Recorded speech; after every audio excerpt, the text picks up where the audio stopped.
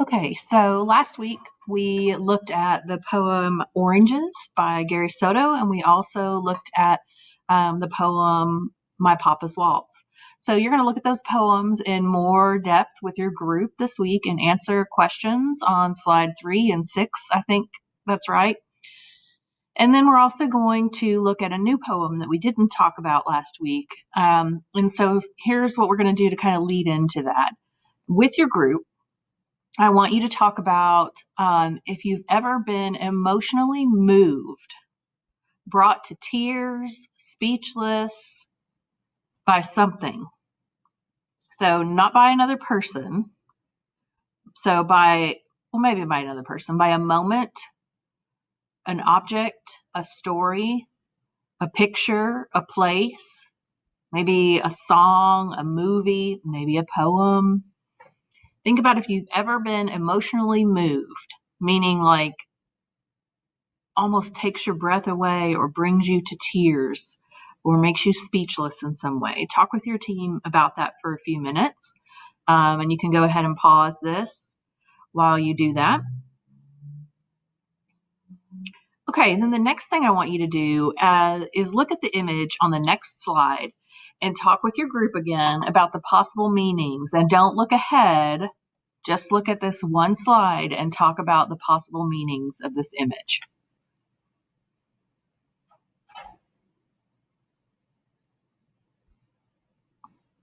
And I'm going to let you pause this again if you need to.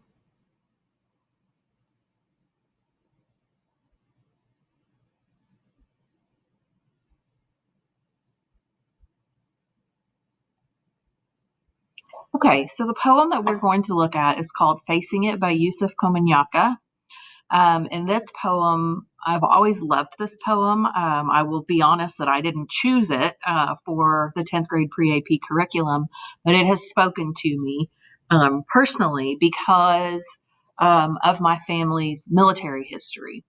My father was a Marine in the Vietnam War, and my stepfather was in the Army in the Vietnam War. And so this poem probably more connects to me or has more of an emotional response from me because of that, but in particular because of my stepfather's involvement in the war, because he was a Green Beret. And if you're not familiar with what that is, you should look it up. It's pretty impressive and it's pretty heartbreaking as well. And so this poem always makes me think of him in particular. And then the images on the next slides also make me think of him, and I'll talk about that. This is the Vietnam Memorial Wall in Washington, D.C. And it's very special to me because when I was probably your age, or maybe a little bit younger, we went on a family trip to Washington, D.C., and of course had to see all the sites and all the monuments and museums and everything. And I distinctly remember going to this with my stepfather and the emotional reaction that he had to that wall. I remember the tears that he cried. I remember him being speechless and just very emotionally moved by this monument or the memorial wall. So you kind of can get if you have never been there, here's kind of an idea of the size of it. And those are all names on the wall of people who died or were prisoners of war missing in action from the Vietnam War. That's a lot of names. And so you can, part of the emotional reaction is people finding names of those that they know.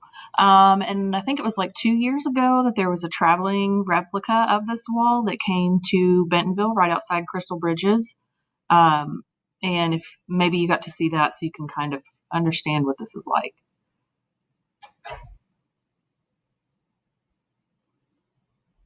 This is not my stepfather, but it does make me think of him.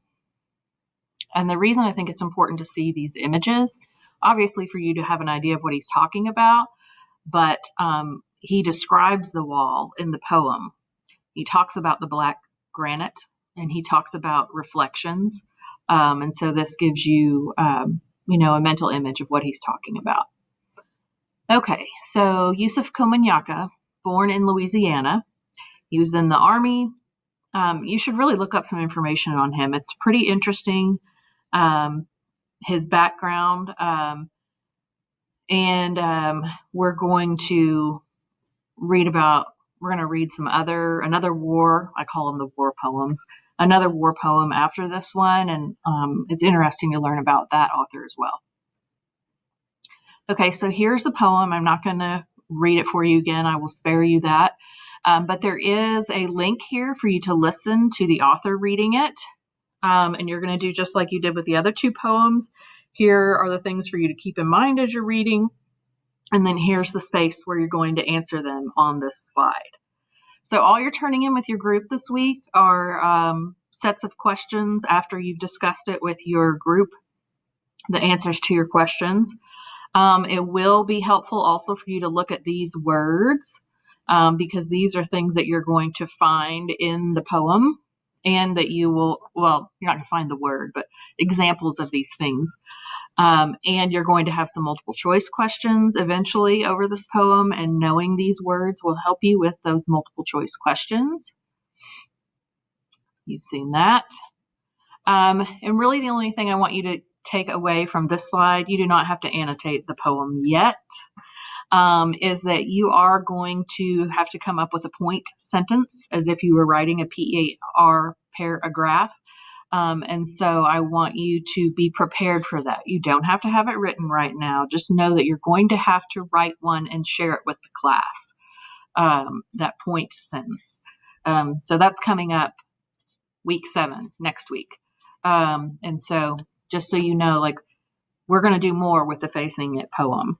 We're going to start digging into the things that we need to work on as a whole for PEAR writing. And we're going to use this poem as a way to work through those things that we can improve on and to look at like some less formulaic maybe ways to address the prompt.